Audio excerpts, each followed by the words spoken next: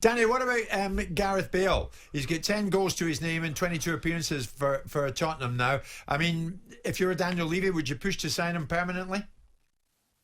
If he wants to fit into the wage structure, if he wants to lessen his well, I don't know if he is demanding it, but obviously at the level he's earning, no chance. Why would you disrupt the whole harmony of the club and pay him more than anybody else? Be ludicrous. So it would depend a lot on Gareth Bale. With the injuries he's had and how much he wants to just be happy and content playing where he's playing, and it'd be a conversation, wouldn't it, from the chairman, manager, and player to see how that progresses. But what I am enjoying is the fact that he's proven me and quite a few other people wrong, is that he's got himself physically back to a level I didn't think he was capable, I have to be honest. Yeah, but you probably see Graham Souness last night on Super Sunday on Sky when Bale was saying, well, I'm 30-31 now and it's tough. And Souness was saying, what a load of garbage. Souness was saying, I played my best football when I was 30-31. That's what it's all about. Grab the opportunity. I don't know where that comes from. Maybe the problems he's had with his body have taken its toll, and he's talking more about that than his actual age. But yeah, I'm with Suey a little bit. I think it's a great age to be playing football. You're confident in your ability, you know what you're good at, and more importantly, you know what you're not. So yeah, it was a bit of a strange comment, but I like what I'm seeing.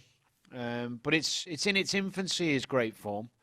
Yes, he scored some goals, and yes, he's looking much, much better, but he's only done it against teams that you kind of expect him to do it against.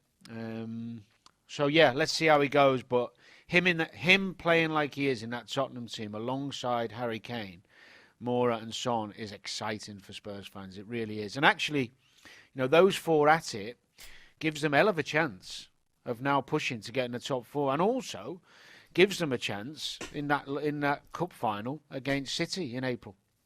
Yeah. So if you were to say yes or no to Spurs signing him permanently, are you heading towards a yes? Well, it would depend on the things I said. I don't think you can say one way or other. I think it would have to fit into your financial planning as a club, and that would take a conversation. That would take everybody being on board with it, including the player. So I would sit on the fence on that one right now. Okay, so he's beginning to win a few people over, Simon. Has he won you over? I watched him yesterday. I thought Palace were poor yesterday at times. I thought they had some chances going forward, but defensively I thought they were a mile off. And I thought that he got a lot more space and time on the ball that he perhaps shouldn't have got. But some of the balls he knocked off, he knocked a particular ball off, which was right to left to Son, which was just a beautiful ball, perfect weight. And that's what a player of his quality should be doing. I didn't think he was past it. I just thought mentally, was he that engaged? I looked at it and thought, well, this player's come to Tottenham. Where is he? So what we're now saying is he's turned up. What about bloody time? Well done, you've turned up. Thanks very much.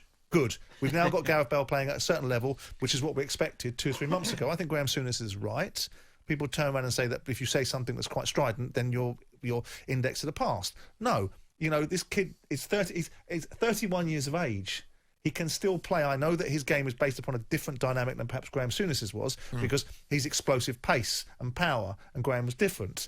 But notwithstanding it, Bale has proven that he can do it at a certain time and a certain level. And I think it's good that he's here, because we're now seeing the idea that Gareth Bale can play at a decent standard in the Premier League. Danny is absolutely right, and that's precisely what I'd have said, which is maybe I'll consider signing him on a pay-and-play deal. Yeah. Maybe I'll consider signing him on the basis of a wage structure. Then you've got to deal with the delightful Jonathan Barnett and the contract that he's got in Real Madrid. So why is he going to... He's got, 2 years left on his contract at Madrid? Why is he going to leave Madrid to come to Tottenham to take a pay cut?